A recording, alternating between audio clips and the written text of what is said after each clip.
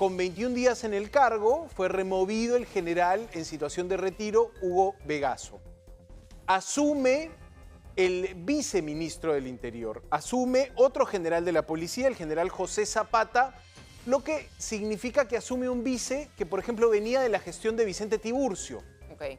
Podría verse como un regreso, si quieres, a la línea más operativa que Tiburcio venía aplicando en el gobierno de José Geri.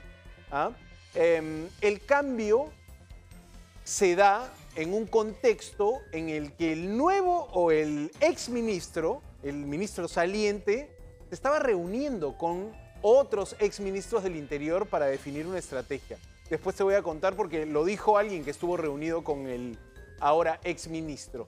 En este festival de cargos, así fue la juramentación. Y lo digo así porque, sinceramente, desde incluso parte de los funcionarios del Interior entienden que no hay forma de sostener una estrategia contra la extorsión si cambias de cabeza tantas veces. Vamos a ver la juramentación del nuevo ministro del Interior, el general Zapata.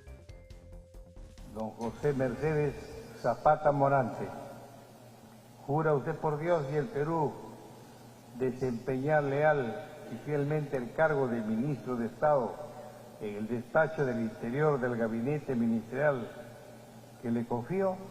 Sí, juro. Un nuevo cambio también en la cartera del Interior. Asume este ministerio José Mercedes Zapata Morante, quien cumplía funciones como viceministro del despacho viceministerial de Seguridad Pública. José Zapata Morante es un general en retiro de la Policía Nacional.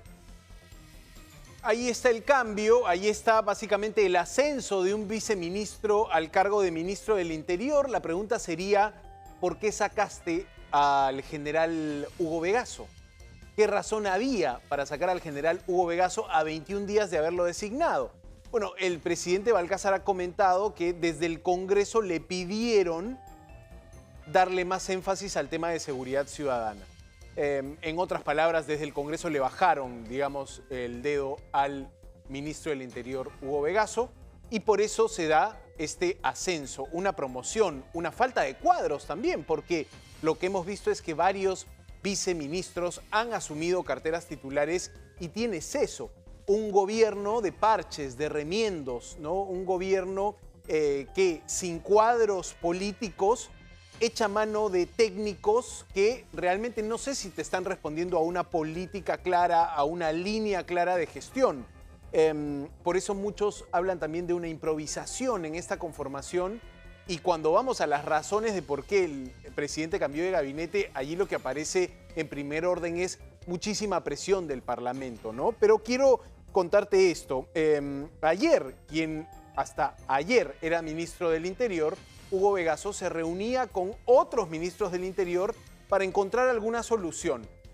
Lo contó Wilfredo Pedraza, uno de los asistentes a esa reunión. Claro, para su sorpresa, dice que tras la reunión se entera que la persona con la que había conversado ya no era más el ministro del Interior. Así estamos, escuchemos a Wilfredo Pedraza. Estuve reunido con el ministro saliente, había invitado a un grupo de exministros para intercambiar ideas sobre qué hacer, pero de retorno a mi oficina, luego de salir del ministerio, me informaba por los medios de la renuncia de la Premier y un par de horas luego la renuncia del ministro, que por supuesto no tenía idea de una situación así. Así que en ese contexto, cambiar un ministro que tiene 21 días y está apenas sentándose, solo significa ventaja para el enemigo. Solo significa del gobierno y por supuesto una pérdida de mando, y eso, ese costo lo pagamos los ciudadanos. Cambiar constantemente de ministro solo beneficia al crimen, solo beneficia a las bandas, esa inestabilidad y falta de mando, dice Pedraza. Hay obligado una ausencia de mando, una ausencia de voz cantante cuando sacas a un ministro y designas a otro.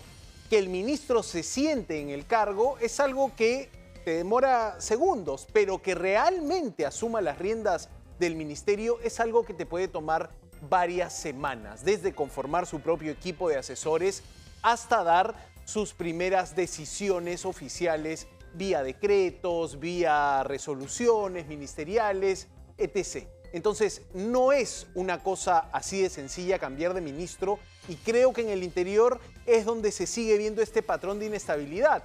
Mira cómo está la calle te presenta un desafío tremendo. No podemos retroceder en la lucha contra la extorsión porque retrocedes un milímetro y ese milímetro lo avanza el crimen organizado.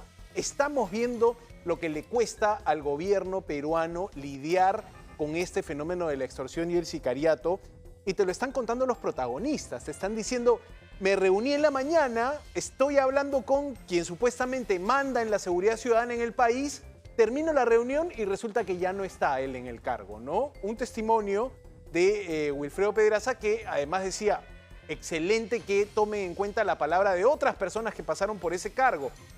El propio Pedraza y el gobierno de Ollanta vivió su crisis de ministros del Interior, ¿no?